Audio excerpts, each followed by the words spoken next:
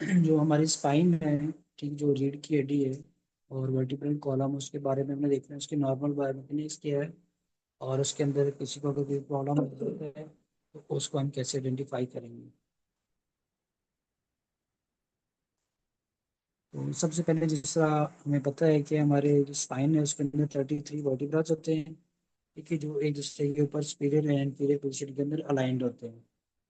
तो इसके अगर फर्दर डिवीजन देखें तो हमारा सर्वाइकल रीजन है, सर्वाइकल स्पाइन, उसके 7 वर्टिब्रास होते हैं और थ्रेसिक रीजन के 12 वर्टिब्रास और लंबर रीजन के जो 5 वर्टिब्रास होते हैं। ये सारे वर्टिब्रास जो हमने अभी तक देखे हैं ये सारे वन बाई वन अलग होते हैं और मूवेबल होते हैं। तो इसके बाद जो सैक्रम है उसके 5 वर्टिब्रास होते हैं, ये यूज होते हैं और 5 के 5 इकट्ठे होते हैं, मतलब ये कंबाइंड मूवमेंट होती है 5 की इकट्ठे, इंडिविजुअल इसकी मूवमेंट नहीं होती। इसी तरह कोकिक्स है उसके 4 वर्टिब्रास होते हैं, वो भी फ्यूज होते हैं और उनकी भी कंबाइंड मूवमेंट होती है, अलग से इंडिविजुअल मूवमेंट नहीं होती। और साथ आप देख सकते हैं तो यहाँ पे देखें तो हमारे पास वर्टिब्रल कॉलम की इमेजेस हैं और ये जो बिल्कुल स्ट्रेट नज़र आ रही है ये हमारे पास इंटीरियर पोस्टीरियर व्यू है। अगर हम सामने से देख रहे हैं, ठीक है, तो उस वक्त इस तरह में ये स्पाइन नज़र आएगी, ठीक है, सामने से पीछे से। अगर हम साइड से देख रहे हैं, लेटरल साइड से, तो फिर हमें ये लेटरल व्यू नज़र आएगा जिसके अंदर हमें स्पाइन की कर्व्स नज़र आएंगी। तो कर्व्स हमेशा में जो नज़र आती है वो लेटरल व्यू के अंदर नज़र आएंगी पूरी स्पाइन की, और interior lateral interior posterior view में, इंटीरियर पोस्टीरियर व्यू के अंदर हमें ना कोई कर्व नज़र नहीं आएगी। अगर वो कर्व नज़र आएगी तो वो उसका मतलब है कोई एबनॉर्मेलिटी है, कोई पैथोलॉजी है जिसकी वजह से हमें वो शो हो रही है। अब सबसे पहले हम बात करें एनेटमी की, ठीक है, तो वर्टिब्रास को हम अगर देखें तो इंटीरियर एंड पोस्टीरियर साइडों पे हम इसको अगर देखें तो सबसे इंटीरियर साइड पे जो है ना हमारे पास बॉडी होती है, इसके साथ नंबरिंग देखें तो सबसे जो नंबर 1 है, तो ये जो खाली जगह हमें नजर आ रही है स्पाइनल फोरामेन है, ठीक है। इस स्पाइनल फोरामेन के अंदर आपको पता है, आपको बताया था स्पाइनल कॉर्ड मौजूद होता है। उसके अंदर नंबर 2 पे देखें तो हमारे पास क्या है, वर्टिब्रल बॉडी है, जो हमारे वर्टिब्रा का एक मेजर पार्ट है, बोनी पार्ट, ठीक है, जो उस वर्टिब्रा को एक स्ट्रेंथ प्रोवाइड करता है, शेप प्रोवाइड करता है, प्रोटेक्शन प्रोवाइड करता है, वो वर्टिब्रल बॉडी होती है। उसके बाद हमारे पास होता है पेडिकल, जो कि हमारे बॉडी, हमारे स्पाइन की बॉडी और स्पाइनस प्रोसेस के दरमियान का जो एरिया है, जो एक एंगल बनता है उसको हम कहते हैं पेडिकल्स। तो फिर हमारे पास स्पाइनस प्रोसेस है, बिल्कुल मतलब कि जो हमारे वर्टिब्रा के बिल्कुल बैक साइड पे जब हम पालपेट कर रहे होते हैं पेशेंट को बिठा के, ठीक है, उसकी जो में मोस्ट इम्पोर्टेंट प्रोमिनेंस मिलती है, पाल्पेशन मिलती है, वो पेशेंट का स्पाइनस प्रोसेस होता है, ठीक है। उसी बेस पे हम वर्टिब्रास को काउंट भी कर रहे थे, ये C7 है, C8 है, C7 6 5 4 3 2, इस तरह हम उसके सो ऑन इसको पाल्पेट करते हैं with the help of spinous process जो सेंटर में प्लेस्ड होते हैं, और ये पोस्टीरियर साइड भी होते हैं। और लेटरल साइड पे भी दो प्रोसेस होते हैं जिसको हम कहते हैं ट्रांसवर्स प्रोसेस। इस ट्रांसवर्स प्रोसेस के ऊपर एक ऊपर की तरफ और एक नीचे की तरफ दो जॉइंट्स का फेसेट होता है, ठीक है, इसे हम कहते हैं फेसेट जॉइंट्स, ठीक है, सुपीरियर और इंफीरियर वर्टिब्रा बरा के दरमियान बनता है, ठीक है। तो उस जगह को प्लेस कर हम कहते हैं कोस्टल फेसेट, जहाँ पे वो जोड़ बनता है, ठीक है। तो अपर और लोअर होता है, एक वर्टिब्रा ऊपर होगा तो ऊपर वाले वर्टिब्रा के साथ वो बना रहा होगा, जो नीचे होगा वो नीचे वाले वर्टिब्रा के साथ ज्वाइंट बन रहा होगा। इसी तरह दो वर्टिब्रा एक दूसरे के साथ कनेक्टेड होते हैं एक दूसरे के साथ एनाटॉमिकली, ताकि उस वर्टिब्रा को वो एक दूसरे के साथ जोड़ के रखें और उसकी जो है ना इंटेग्रिटी को मेंटेन रखें, उसके अंदर कोई पैथोलॉजी चीज़ें जो वेट है उसको विद स्टैंड कर सके, ठीक है। तो ये फेसर जॉइंट्स बनते हैं, इस जॉइंट के ऊपर ये जो आपको जगह नजर आ रही है यहाँ पे फेसर जॉइंट्स बनते हैं। अब अगर हम बात करें स्ट्रक्चर्स की, तो एक तो हमने बात की है कि हमारे पास वर्टिब्रा के ऊपर डिफरेंट उसकी बोनी लैंड मार्क्स हैं, जिसमें हमने देखा है कि उसके बॉडी है, पेडिकल्स हैं, स्पिनक्स प्रोसेस है, ठीक है, ट्रांसफर्स प्रोसेस है, ठीक है, फिशर जॉइंट्स है, वो सारी चीज़ें। अब हम बात करते हैं मोशन सेगमेंट। जो मोशन सेगमेंट है बेसिकली दो वर्टिब्रास और उसके दरमियान जितने भी स्ट्रक्चर्स हैं उन सबको हम स्टडी करते हैं इन डोमेन ऑफ मोशन सेगमेंट। तो मोशन सेगमेंट क्या हुआ कि दो वर्टिब्रा और उसके दरमियान डिस्क और इसी रीजन के अराउंड अराउंड जो भी स्ट्रक्चर्स हैं वो सारे के सारे क्या होंगे, हमारे मोशन सेगमेंट। अगर हम देखें तो बोन और वर्टिब्रा के साथ और कौन से स्ट्रक्चर हैं? कुछ हमारे पास लिगामेंट्स होते हैं और कुछ जॉइंट कैप्सूल्स होते हैं। अब लिगामेंट की बात की जाए तो हमारे पास एंटीरियर लॉन्गिट्यूडिनल लिगामेंट है जो हमारी स्पाइन की आगे वाले साइड पे होगा, ठीक है। इसी तरह पोस्टीरियर लॉन्गिट्यूडिनल लिगामेंट है जो स्पाइन के बिल्कुल पोस्टीरियर ही होगा, ठीक है। और कार्टिलेजिनस एंड प्लेट्स है हमारे पास, और साथ ही हमें ना एक छोटी सी ओपनिंग नजर आ जाती है यहाँ के ऊपर, ठीक है। तो ठीक है, नर्व रूट्स के लिए होती है बेसिकली, यहाँ से जो स्पाइनल कॉर्ड से नर्व रूट्स निकलती हैं वो इस छोटी सी ओपनिंग में से निकल रही होती है। इसकी क्लिनिकल जो इम्पोर्टेंस ये है कि किसी भी पेशेंट को अगर कोई डिस्क बल्ज होता है, डिस्क स्लिप होती है, तो वो क्या करती है, नर्व के ऊपर स्ट्रेच डालती है। तो इस जो नर्व है वो इस फोरामेन के अंदर, इस जो सुराग है उसके अंदर जाके कंप्रेस्ड हो जाती है, जिसकी वजह से पेशेंट को सिम्टम्स नजर आते हैं। जिस तरह कोई शेटिका का पेशेंट है, उसकी शेटिका नर्व यहाँ पे कंप्रेस हो जाएगी, ठीक है। स्पेसिफिक नर्व रूट्स कंप्रेस होते जाएंगे जैसे जैसे डिस्क वो बाहर आएगी, ठीक है।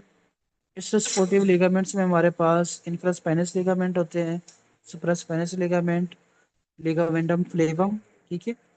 और लिगामेंटम फ्लेवम की भी बड़ी क्लिनिकल इंपॉर्टेंस है। इसकी जो लोकेशन है, ठीक है, वो फोरामेन के बिल्कुल साथ साथ जा रहा होता है, ठीक है। जैसे ही ये लिगामेंटम फ्लेवम हार्ड हो जाता है, टाइट होता है, या इसकी हाइपरट्रॉफी होती है, उन सारी कंडीशंस के अंदर ये भी क्या करता है, उस जो जो नर्व रूट्स हैं उसके ऊपर दबाव डाल देता है। उससे भी हमारे पास सिम्टम्स आती है। समटाइम ये होता है कि सिम्टम्स हमारे पास डिस्क के बाहर निकलने की वजह से आती हैं। समटाइम होता है कि लिगामेंटम फ्लेमम कंप्रेस कर रहे थे, कुछ कंडीशन के अंदर ये दोनों चीजें कर रही होती हैं।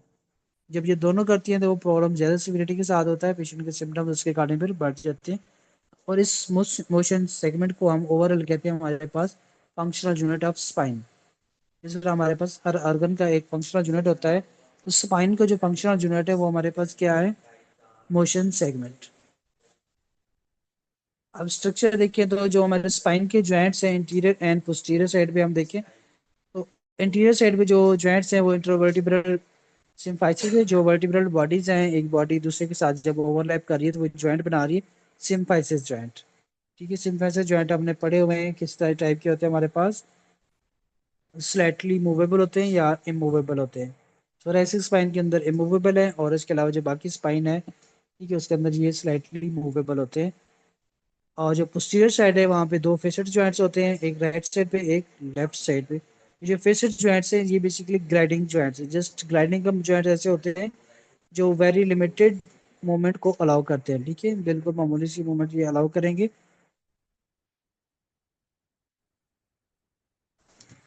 फंक्शन ऑफ फेसेट जॉइंट्स, अब जो फेसेट जॉइंट है जो बैक साइड पे है हमारी स्पाइन के, ठीक है, ये बेसिकली क्या करता है, एक तो हमारे पास जो रेंज ऑफ मोशन है, ठीक है, उसको चैनलाइज करेगा in proper directions and alignments, ठीक है।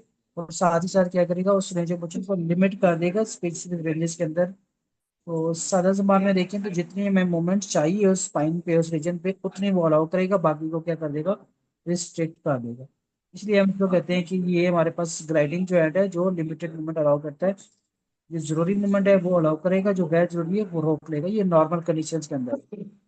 अब कोई भी ऐसा पेशेंट जिसके फेसिक जॉइंट्स हार्ड हो गए, स्टिफ हो गए, तो वो मूवमेंट को अलाउ नहीं कर रहे होंगे, जिसकी वजह से पेशेंट को डिफरेंट टाइप्स ऑफ इंजरीज आती हैं, फिर पेन दर्दें शुरू हो जाती हैं।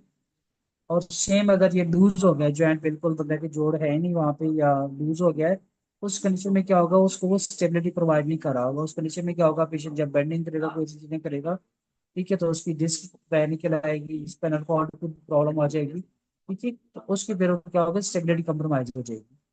तो इट्स मीन स्पाइनस प्रोसेस दोनों चीजों पे काम कर रहा है, ठीक है। एक तो स्टेबिलिटी प्रोवाइड कर रहा है और मूवमेंट भी अलाउ कर रहा है, ठीक है। और असिस्ट करता है लोड बेरिंग में। लोड बेरिंग का मतलब है कि वेट बेरिंग, ठीक है।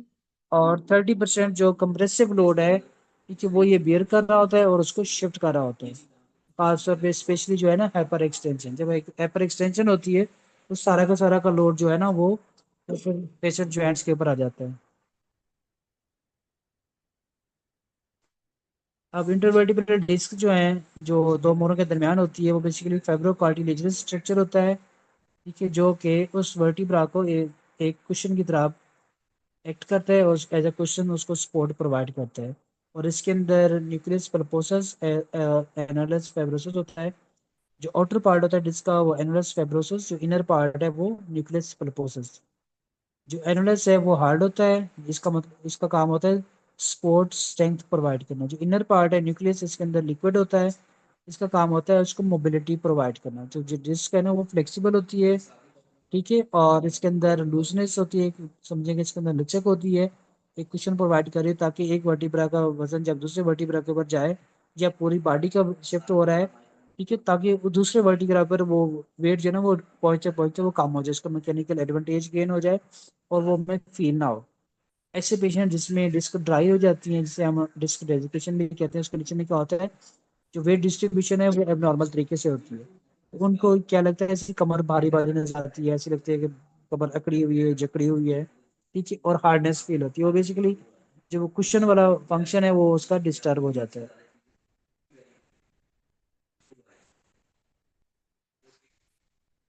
स्ट्रक्चर ऑफ स्पाइन की बात करें तो स्पाइनल कर्व्स को हम सबसे पहले देखते हैं। दो तरह की हमारे पास स्पाइनल कर्व्स होती है, प्राइमरी एंड सेकेंडरी।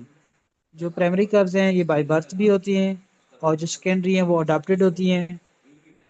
जो प्राइमरी बाय बर्थ है, ठीक है, वो हमारे पास thoracic और sacral कर्व्स हैं। इसकी जो पहचान है वो ये है, जो कनकेव सरफेस है वो एंटीरियरली होती है और कन्वेक्स सरफेस होगी वो पोस्टीरियरली होगी, ठीक है। तो इस तरह कनकेविटी एंटीरियरली वाली साइड पे होगी। जब बच्चा आपको पता है पैदा होता है तो वो उसके जो जामा माँ के पेट के अंदर होता है तो एंटीरियर आगे वो बैंड हुआ होता है, ठीक है, जिसकी वजह से उसकी जो thoracic और sacral कर्व्स है, ठीक है, ड्यूरिंग प्रेगनेंसी और डेवलपमेंटल एज ही बन जाती हैं। जो बाकी सेकेंडरी कर्व्स हैं वो जब बच्चा पैदा हो जाएगा उसके कुछ अर्से के बाद वो ऐसा ऐसा डिवेल्प होंगे। अब ये जो सेकेंडरी कर्व्स हैं इसकी जो कनकेविटी है पोस्टीरियरली है, और ये डिवेल्प कैसे होंगी, इसके लिए रिक्वायरमेंट है अपराइट पोजीशन। जैसे ही पेशेंट बच्चा होगा वो अपराइट पोजीशन को मेंटेन करेगा, उसके मसल एक्टिवेट हो जाएंगे, ठीक है। जो नेक के एक्सटेंसर और लंबर स्पाइन के एक्सटेंसर मसल जब एक्टिवेट होंगे तो वो नेक होल्डिंग कराएंगे, नेक होल्डिंग करते करते वो कर्व डिवेल्प होती जाएंगी, ठीक है। तो साथ फिर group action of muscle start हो जाएगा, फ्लेक्स प्राइम फ्लेक्सर के बाद इसके जो एगोनिस्ट एंटागोनिस्ट सिनर्जिस्टिक और फिक्सेटर मसल जो है ना, ये चारों ग्रुप वो सारे सपोर्ट प्रोवाइड करेंगे, तो ऐसा ऐसा वो क्या होगा, सेकेंडरी कर्व्स डेवलप होती जाएंगी। तो जब बच्चे छोटे बच्चे होते हैं उसमें ये कर्व्स अच्छी नहीं होती और वीक होती हैं, और with the passage of time क्या होता है, तो ये जो कर्व्स है वो हार्ड होती जाती हैं और ज़्यादा स्ट्रेंथ प्रोवाइड करती हैं। जो बच्चों की होती हैं सेकेंडरी कर्व्स, उसमें फ्लेक्सिबिलिटी ज़्यादा होती है और जिसके अंदर वो स्टेबिलिटी कम होती है और मोबिलिटी ज़्यादा होती है उसके अंदर। जो जैसे जैसे एज बढ़ेगी, ओल्डर एज जाएगा, तो मोबिलिटी कम्प्रोमाइज हो जाएगी, स्टेबिलिटी बढ़ जाएगी, वो हार्ड हो जाती है, स्टिफ हो जाती है। जिस तरह हम मोस्टली पेशेंट्स की जब हम देखते हैं एक्सरे वो हमें स्ट्रेटनिंग ऑफ स्पाइन के साथ आते हैं। और बेसिकली एज के साथ भी चेंजेस आ रही है, किसी की पैथोलॉजी भी होती है, किसी ने कोई वजन उठाया या कोई गिर गए हैं, तो ये सारी चीज़ें भी आती हैं। अब कुछ एबनॉर्मल स्पाइन पोस्चर हैं। सबसे पहले तो हम देखते हैं नॉर्मल अलाइनमेंट। आपको पता है हमारी जो स्पाइन है वो डबल एस शेप होती है। अगर सर्वाइकल पे देखें तो एंटीरियर साइड पे क्या होता है, कन्वेक्सिटी, और पोस्टीरियर पे कनकेविटी, और सो ऑन। जैसे जैसे स्पाइन नीचे मूव करेगी तो अलाइनमेंट शफल होती जाती है। अब थ्रेसिक पे बिल्कुल अपोजिट हो जाएगी, फिर लंबर पे सेम हो जाएगी, फिर सैक्रम एंड कॉर्पस भी चेंज हो जाएगी। अगर नॉर्मल हमारा कर्वेचर है और उससे जितना सा इंक्रीज हो गया है तो उसके अकॉर्डिंग फिर स्पाइनल पैथोलॉजीज डेवलप होती हैं। तो सबसे पहले लॉर्डोसिस है। अगर लंबर स्पाइन का जो कर्व है वो एक्सीलरेट कर गया है, इंक्रीज हो गया, तो फिर उस कंडीशन को हम कहते हैं लॉर्डोसिस। अगर यही कर्व का जो कर्वेचर है थोरेसिक स्पाइन पे ज्यादा हो गया है तो फिर हम कहते हैं उसको काइफोसिस। अगर कोई एबनॉर्मल लेटरल कर्व बन गया है जो नॉर्मल कर्व का पार्ट नहीं था, एक नया कर्व बन गया है, ठीक है, और AP view anterior posterior view के अंदर हमें नजर आता है, तो उसको हम कहते हैं स्कोलियोसिस।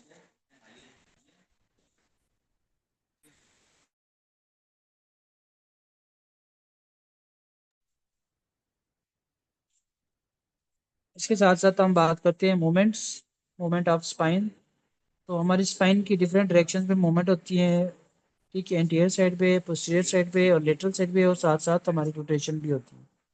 तो हमारे जो स्पाइन के जॉइंट्स हैं वो बेसिकली एक्ट करते हैं as a ball and socket joint, लेकिन बॉल एंड सॉकेट कंप्लीट नहीं होते, लेकिन उस तरह की हमारी थ्री डिमेंशनल मूवमेंट अलाउ करते हैं। जिससे आपको पता है flexion, extension, lateral flexion and rotation. अगर हम बात करें कि स्पाइन के जो फ्लेक्सर मसल हैं जो एंटीरियर साइड पे होते हैं, तीन मेजर मसल्स हैं, ठीक है, जिसके अंदर रेक्टस अब्डोमिनस मसल्स और internal oblique and external oblique. जो हमारे पेट की साइडों पे लगे हुए मसल वो इंटरनल और एक्सटर्नल ओब्लिक, और हमारी चेस्ट पे जो बिल्कुल सामने एक मसल है बड़ा, ठीक है, रेक्टस अब्डोमिनस कहते हैं, और इसको हम सिक्स पैक भी कहते हैं। जो लोग जिम कर रहे हैं तो इससे सिक्स पैक बन जाते हैं, ठीक है, वो रेक्टस अब्डोमिनस मसल पे बनते हैं। अगर हम पोस्टीरियर साइड पे देखें तो हमारे पास क्या है, स्पाइन के एक्सटेंसर्स हैं, ठीक है।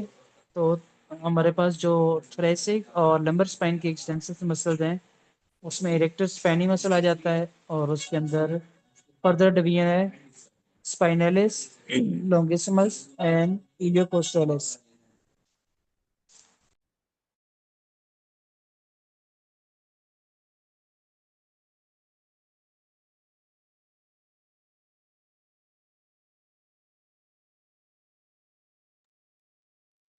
ठीक है, और इसके साथ हम देखते हैं सेमी स्पाइनलिस मसल हैं। सेमी स्पाइनलिस के अंदर कैपिटेस, सर्वाइसिस एंड थोरेसिस, ये हमारे सर्वाइकल और थोरेसिक रीजन के अंदर मसल होंगे।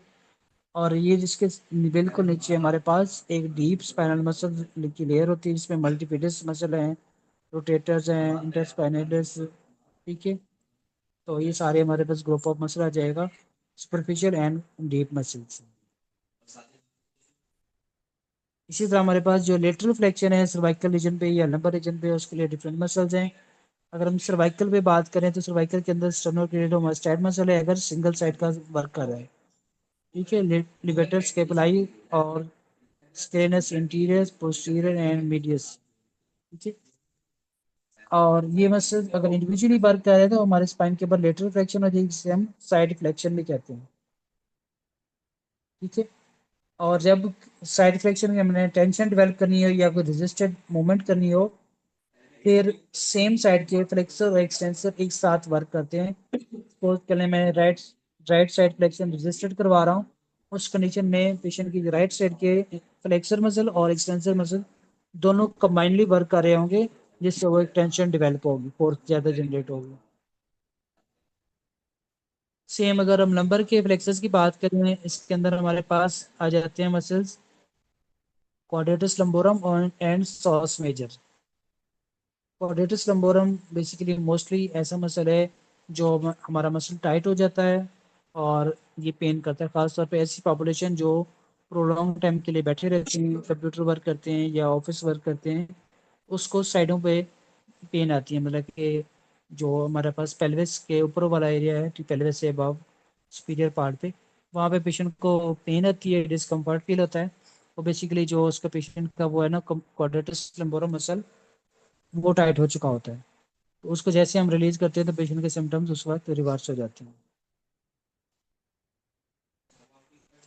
फिर हम देखते हैं लोड्स। जो हमारी स्पाइन है उसके ऊपर डिफरेंट टाइप्स ऑफ लोड्स होते हैं। एक तो हमारा नॉर्मल बॉडी वेट है, और उसके साथ साथ हमारे जो स्पाइनल लिगामेंट्स है, मसल्स है, उनकी टेंशन होती है। और इसके साथ अगर कोई हम एक्सटर्नल लोड है, एक्सटर्नल लोड हमारे ओबेसिटी की शेप में भी हो सकता है, जहाँ पर हम कोई वेट उठा रहे हैं, वजन उठा रहे हैं, वो सारा एक्सटर्नल लोड हो जाएगा। अगर नॉर्मल हम देखेंगे इरेक्ट स्टैंडिंग पोजीशन के अंदर, तो उसमें जो हमारी बॉडी का वेट है वो हमारी स्पाइन के इंटीरियरली पुश कर रहा होता है, मतलब इंटीरियर साइड में पड़ रहा होता है। In normal conditions body weight act interior to the spine, ठीक है। और ये इंटीरियर वेट क्या कर रहा होता है, एक फॉरवर्ड बेंडिंग लोड क्रिएट करता है या मूवमेंट क्रिएट करता है, movement of spine. It's mean जब हम खड़े होते हैं हमारी बॉडी आगे की तरफ झुकाव कर रही होती है, झुक रही होती है। अब इसको रोक कौन से रहते हैं, जो हमारे बैक के एक्सटेंसर मसल्स हैं, जिसे हम कहते हैं एंटी ग्रेविटी मसल्स, वो वर्क करते हैं। तो इसलिए हम कहते हैं कि जब हम खड़े होते हैं तो हमारे जो एंटी ग्रेविटी मसल्स हैं वही वर्क करते हैं, तब हम खड़े हो पाते हैं। अगर एंटी ग्रेविटी मसल्स वीक होंगे तो हम आगे की तरफ गिर जाएंगे। जिस तरह हमारे पास पार्किंसंस के पेशेंट होते हैं, पालिश के पेशेंट होते हैं, उसको जैसे भी हम इस तरह खड़ा करते हैं कि उनके मसल वीक होते हैं बैक के, जो एंटी ग्रेविटी मसल, तो वो आगे की तरफ गिर जाते हैं। तो नॉर्मल कंडीशन में भी जब हम खड़े होते हैं तो हमारे एंटी ग्रेविटी मसल्स वर्क कर रहे होते हैं, ठीक है, वो उस हमारी बॉडी को इरेक्ट स्टैंडिंग पोजीशन में मेंटेन करने के लिए। अगर हमारे मसल्स की स्ट्रेंथ अच्छी है तो हमें महसूस नहीं होता। अदरवाइज अगर मसल कमजोर है तो जैसे पेशेंट खड़ा होता है तो वो प्रॉपर उसको महसूस होता है, फील होता है।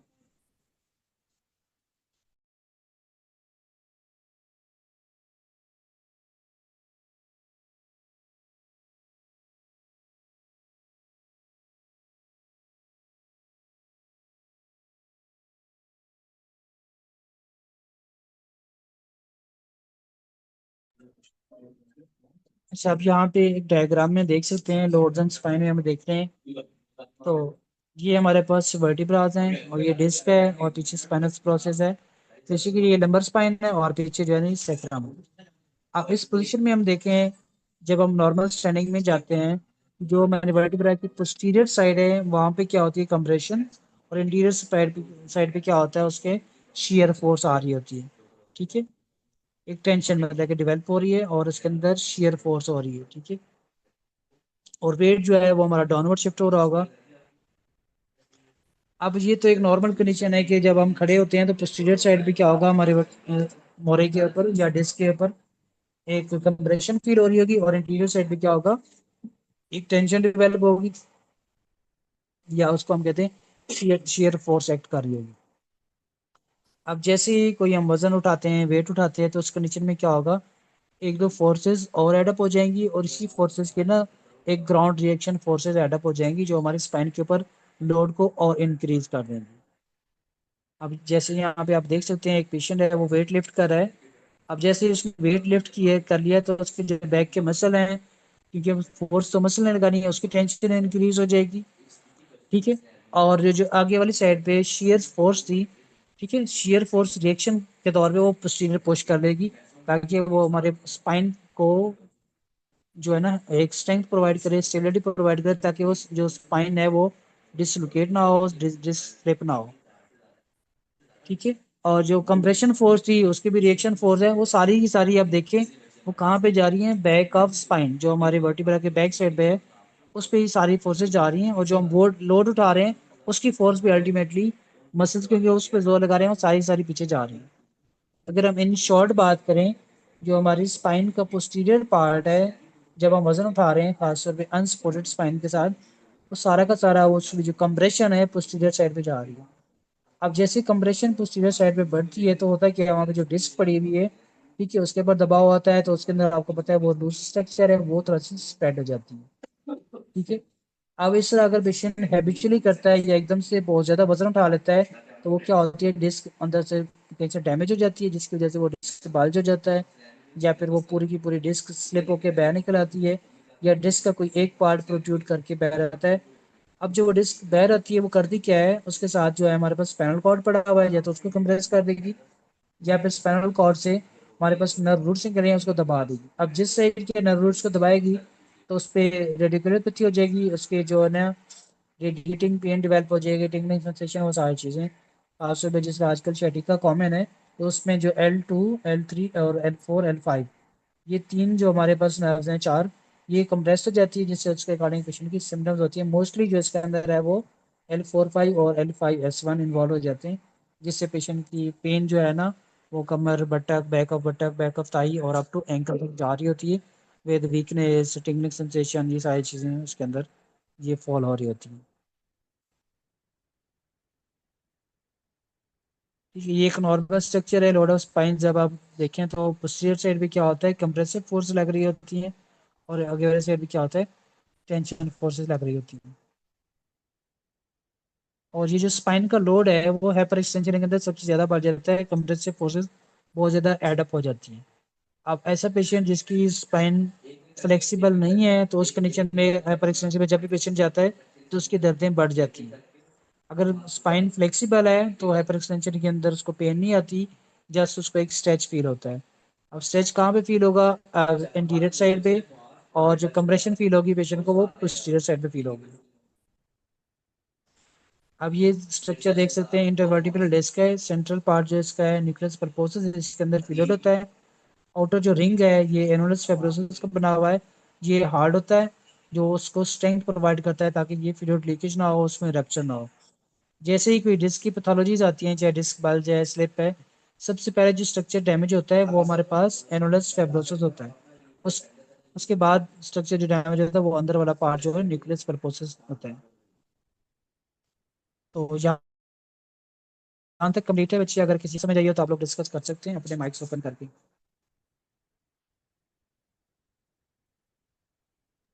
जी सर, आ गई समझ। अच्छा बच्चे, अपने नेम आपने सबने ओरिजिनल रखे हुए हैं, क्योंकि हमने अटेंडेंस लेनी है आपकी। جی سر جی، سارے نیم آف